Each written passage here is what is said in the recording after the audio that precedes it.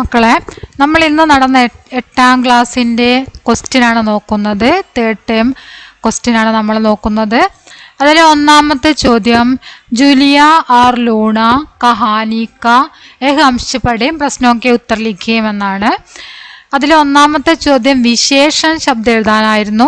വിശേഷണ ശബ്ദം ആൻസർ വരുന്നത് അനോഖിയാണ്.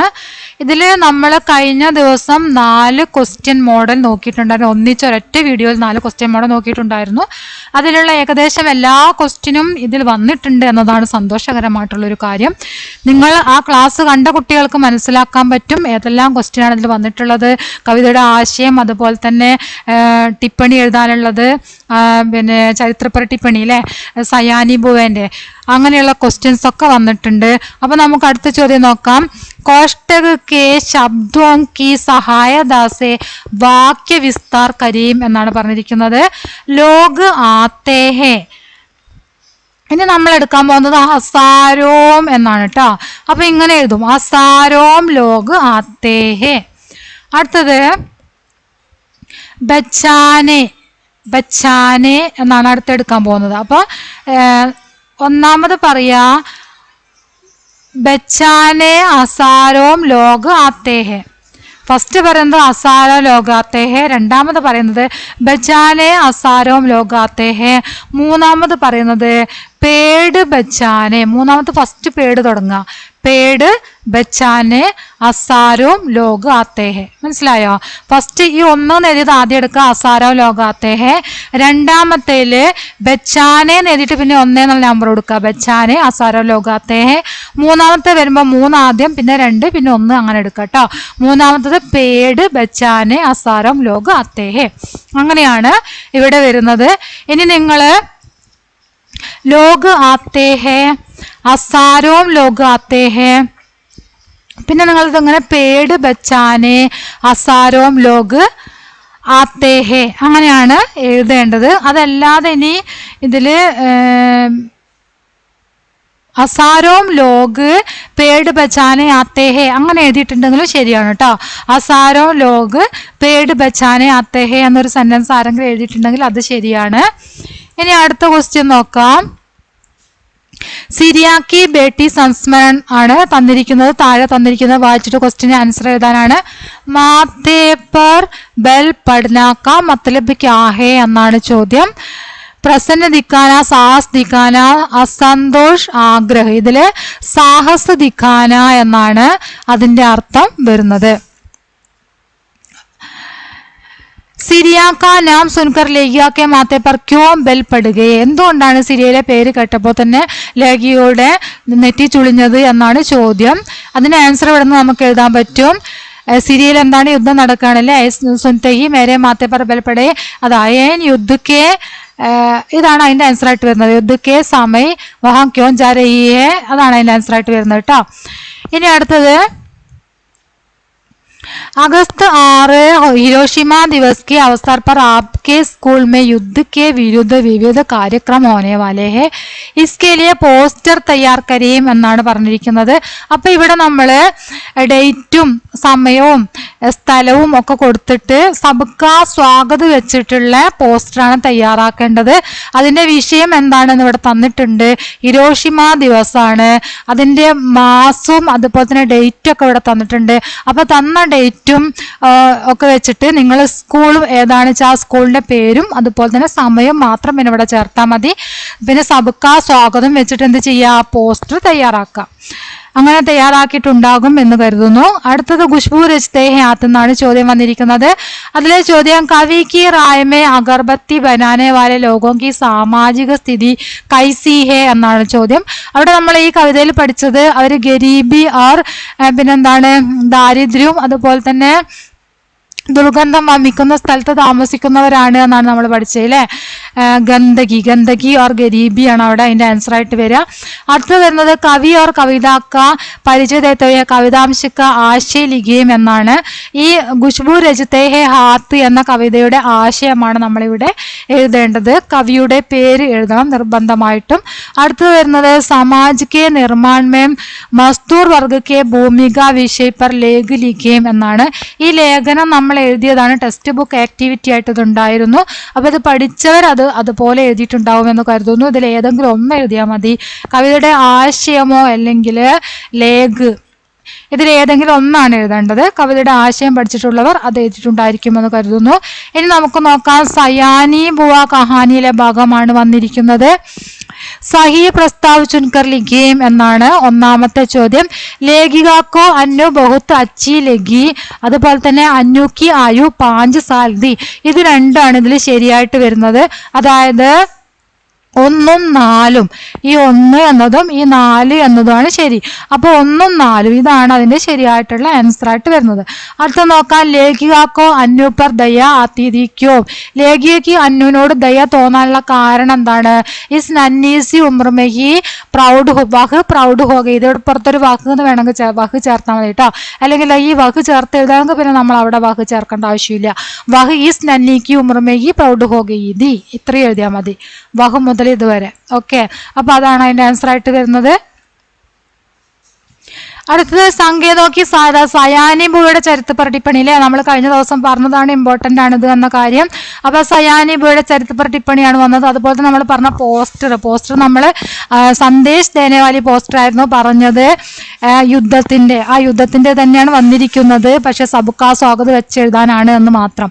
ഇനി ഇവിടെ ഈ ചരിത്ര ടിപ്പണി നമ്മൾ പഠിച്ചതാണ്. സയാനി ബുവയുടെ ചരിത്ര ടിപ്പണി അത് അതുപോലെ തന്നെ എഴുതി കൊടുക്കുക. പിന്നെ വന്നിരിക്കുന്നത് സയാനി ബുവ ശീർഷക്, ഇതും നമ്മൾ എഴുതി പഠിച്ച കാര്യം തന്നെയാണ് അല്ലേ വന്നിരിക്കുന്നത്.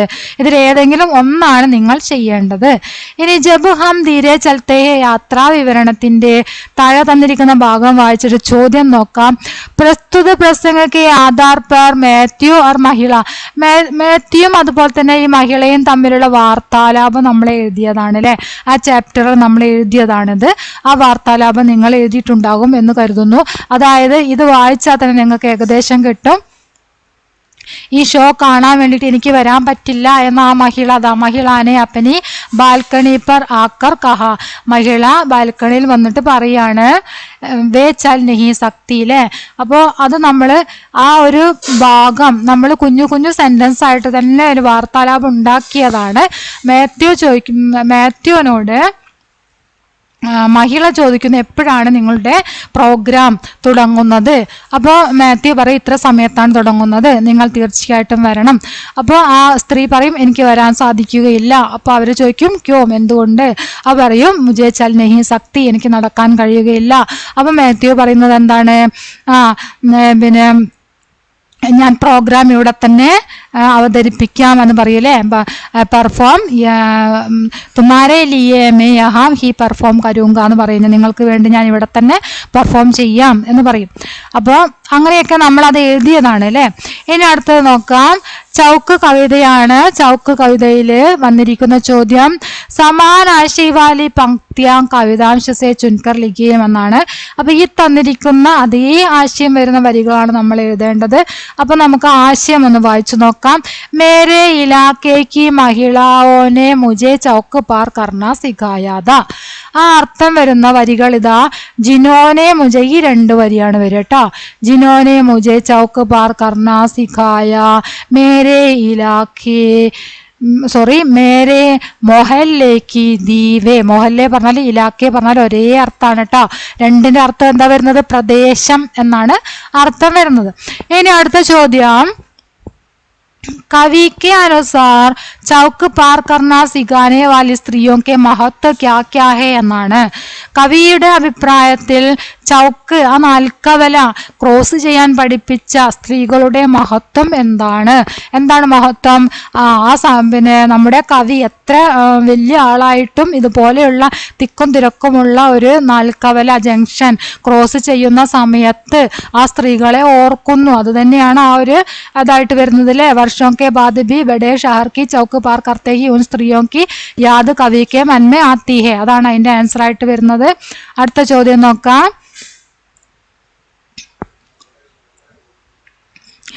ബൈസിക്കിൾ തീവ്സിലെ ചോദ്യമാണ്. ഒന്നാമത്തെ ചോദ്യം, അന്തോണിയോ की സൈക്കിൾ ചോരി ഹോ ജാത്തി ഹൈ ഇസ് ഘടന पर उसकी പത്നി മറിയ ഡയറി ലിഖേ. അപ്പൊ നമ്മള് അന്തോണിയോയുടെ സൈക്കിള് കളവ് പോയതിനെ കുറിച്ചിട്ട് നമ്മള് അന്തോണിയോ എഴുതുന്ന ഡയറി എഴുതി പഠിച്ചിട്ടുണ്ടായിരുന്നു അല്ലെ. ഇവിടെ ചോദിച്ചത് പത്നി എഴുതിയ ഡയറിയാണ്, ഭാര്യ എഴുതിയ ഡയറി. അപ്പൊ നമുക്കതില് ഡയറിയുടെ ഫോർമാറ്റ് എഴുതിയതിന് ശേഷം ഇന്ന് എൻ്റെ ഭർത്താവ് ആദ്യമായിട്ട് ജോലിക്ക് പോയി, അവിടെ വെച്ച് ഭർത്താവിൻ്റെ സൈക്കിൾ നഷ്ടപ്പെട്ടു. ഞാൻ സൈക്കിൾ വാങ്ങിക്കാൻ വേണ്ടിയിട്ട് പാത്രങ്ങളൊക്കെ എന്താണ് വീട്ടിലുള്ള സാധനങ്ങളൊക്കെ വിറ്റിട്ടാണ് പൈസ ഉണ്ടാക്കിയിരുന്നത്. ആ സൈക്കിൾ ഇനി എങ്ങനെ കണ്ടെത്താൻ പറ്റും, അങ്ങനെയൊക്കെയുള്ള രീതിയിൽ ആരെഴുതുന്നു, പത്നി എഴുതുന്നതായിട്ടാണ് നമ്മൾ എഴുതേണ്ടത്. അപ്പം നിങ്ങൾക്ക് ഈ ഒരു തന്നിരിക്കുന്ന പാരഗ്രാഫ് വായിച്ചാൽ തന്നെ ഏകദേശം അതിൽ നിന്ന് നിങ്ങൾക്ക് എഴുതാനുള്ള സെന്റൻസുകൾ കിട്ടും. റോമേ രഹിനെ വാലെ അന്തോണിയൊക്കെ നൗക്കരി ചായേ ലേക്കിൻ നൗക്കരി ഐസി മിലിയെ ജിസ്കെ ലിയെ സൈക്കിൾ ഹോന സെരൂരിയെ. അപ്പൊ നിങ്ങൾക്ക് പഠിച്ചിട്ടില്ല എന്നുണ്ടെങ്കിൽ എഴുതാൻ ഇതിൽ നിന്നും തന്നെ നിങ്ങൾക്ക് എഴുതാൻ പറ്റും. അതായത് പത്നി ഡയറി എഴുതുകയാണ്. अंतोनियो को नौकरी चाहिए लेकिन नौकरी ऐसी मिली जिसके लिए സൈക്കിൾ ഹോന സരൂരി ഹെ. പക്ഷെ അതിന് വേണ്ടിയിട്ട് സൈക്കിൾ അത്യാവശ്യമായിരുന്നു. അപ്പോൾ ഇവിടെ എഴുതാ മേം, ഈ പത്നി ഉള്ളിടത്ത് എന്താ എഴുതാ, മേനെ മേനെ ഈ മറിയ എന്നുള്ള പേരാണ്. അപ്പം അത് വേണ്ട, നമ്മൾ ഞാൻ നല്ല എഴുതുന്നു. അപ്പം ഇത്രയും സ്ഥലത്തേക്ക് നമ്മൾ ഞാൻ എഴുതാം. മേനെ ബേഡി മുഷ്കിലോं से घर का सामान बेचकर साइकिल के पैसे ജുഡാത്തി ഹേ വേണ്ടട്ടോ, ജുഡാത്തി ഞാൻ സ്വരൂപിച്ചു, ഞാൻ വളരെയധികം കഷ്ടപ്പെട്ടിട്ട് സൈക്കിളിനുള്ള പൈസയൊക്കെ ഒരു കൂട്ടി. അങ്ങനെയൊക്കെ നിങ്ങൾ ഏകദേശം ഇതൊന്നും എടുത്തിട്ട് എന്ത് ചെയ്യുക, ഡയറി എഴുതുക. പഠിച്ചിട്ടില്ല എന്നുണ്ടെങ്കിൽ അങ്ങനെയൊക്കെ ചെയ്താൽ തന്നെ ഞങ്ങൾക്ക് അതിൻ്റെ മാർക്ക് കിട്ടും. ഇനി അടുത്ത ചോദ്യം നോക്കാം. സഹി വികൽപ്പ് ചുൻകർ ലിഖിയും എന്നാണ്. വഹ് പ്ലസ് കി ഉസ്കി, ഇതാണ് ശരിയായിട്ടുള്ള ആൻസർ ആയിട്ട് വരുന്നത്. വഹ് പ്ലസ് കി ഉസ്കി, ഇതാണ് ശരിയായിട്ടുള്ള ആൻസർ ആയിട്ട് വരുന്നത്. അടുത്തത് നമൂനയ്ക്ക് അനുസാർ ലിഖേം എന്നാണ്. മോഹൻ ഗർ ജാത്താ ഹെ, മോഹൻ ഗർ ജാനേ ലഗ, ലഗ ലഗേ ലഗി, അതിന്റെ തൊട്ട് മുമ്പേ നേ എന്ന് വരും, നിർബന്ധമായിട്ട് നേ എന്ന് വരും. ആ നേക്ക് ഒരു മാറ്റവും ഉണ്ടാവുകയില്ല. മനസ്സിലായോ? അപ്പൊ ഇവിടെ ചാന്ദിനി എന്നാണ്. ചാന്ദിനി ഇവിടെ മോഹനാണ്, മോഹനായതുകൊണ്ടാണ് ലഗ എന്ന് വന്നത്. ഇവിടെ ചാന്ദിനിയാണ്, സ്ത്രീയാണ്. അപ്പൊ ചാന്ദിനി സ്കൂൾ ജാത്തി ഹേ എന്നുള്ളത് ചാന്ദിനി സ്കൂൾ ജാനേ ലഗി എന്ന് വരും കേട്ടോ. ജാനേ ലഗി എന്ന് വരും. ജാത്തി എന്നുള്ളത് എന്ത് വരും, ജാനെ എന്ന് പറയാം. എപ്പോഴും അങ്ങനെ തന്നെ വരും കേട്ടോ. ജാനെ ലഗിന്റെ മുമ്പുള്ളത് നേ നേ തന്നെ വരും. അത് അതുപോലെ ജാനെ നേ, ഇപ്പുറത്ത് നേ ഉണ്ടായിരിക്കും. മനസ്സിലായോ? ഈ ലഗിന്റെ തൊട്ട് മുമ്പ് നേ ഉണ്ടായിരിക്കും, അത് നിർബന്ധമാണ്.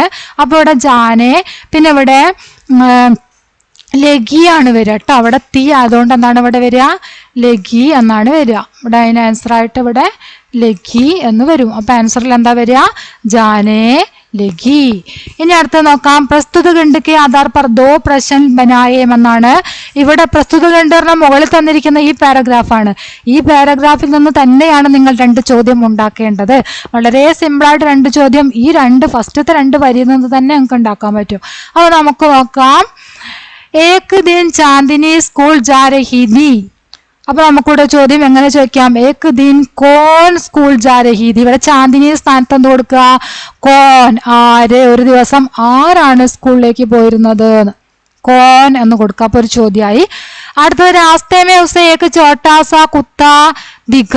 രാസ്തേമേ ഉസേ ഏക് ചോട്ടാസാ കുത്താ ദിഖ. അപ്പൊ വഴിയിൽ എന്തിനെയാണ് കണ്ടത്, അങ്ങനെ ഒരു ചോദ്യം കൊടുക്കുക.